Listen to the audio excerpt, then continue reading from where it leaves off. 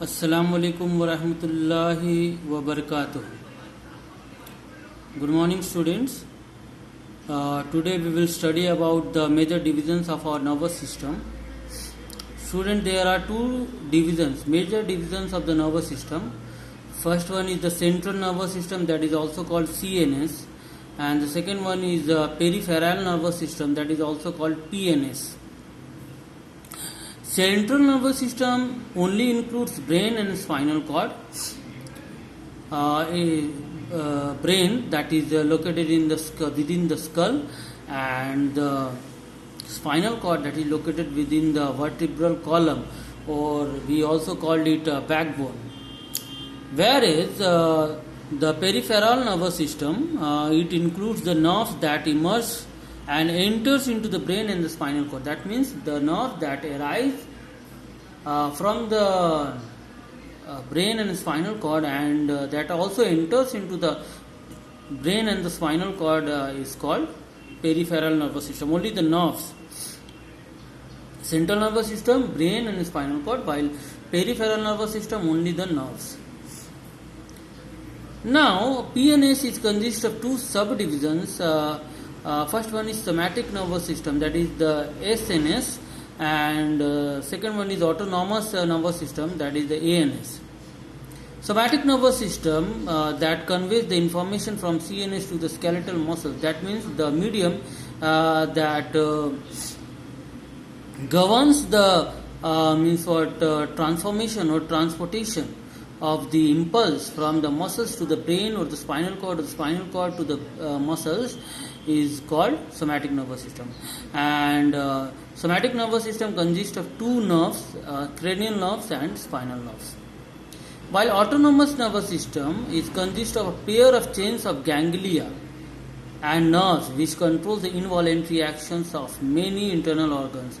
All our internal organs are involuntary. That means that is not in your control. That is not in our control. Their function. So their function is controlled by autonomous nervous system. And as I have already told you, it is consists of pair of chains of ganglia. Now, what is ganglia? Just like we have studied that nerves are the aggregates of the axons. Similarly, ganglia are the aggregates of the nerve cells. That is the cell bodies or cyton. From which the nerve fibers may arise or enter into. So ganglia is what? Ganglia is the aggregation of or aggregate of cell bodies or the cyton, while nerves are the aggregates of the axon. Now we will try to focus on the central nervous system, that is consist of brain and spinal cord. So today we will study about the brain. Student, brain is consist of three parts: forebrain, midbrain and hindbrain, according to their location. According to the part of the location in the skull, the brain is of forebrain. Three major parts are there: forebrain, midbrain and hindbrain. Forebrain is consist of cerebrum and diencephalon. You have studied about, you have heard about the cerebrum, but you haven't. I think you haven't heard about the diencephalon. So, forebrain is consist of two parts: cerebrum and diencephalon. Diencephalon is again consist of two parts: thalamus and hypothalamus.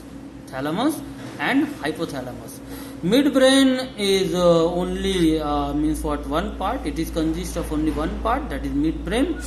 Hindbrain is also consist of three parts: cerebellum, pons and medulla oblongata. So we will mainly focus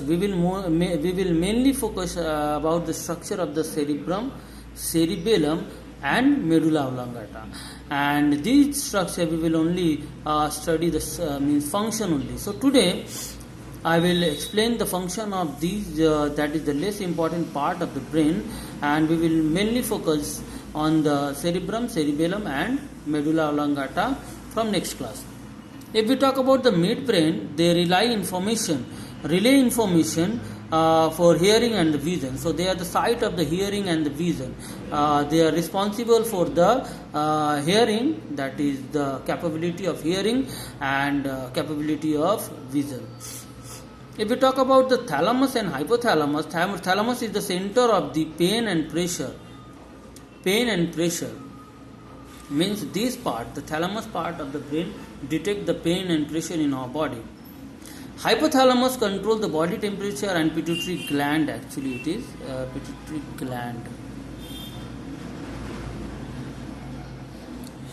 So hypothalamus controls the body temperature and pituitary gland.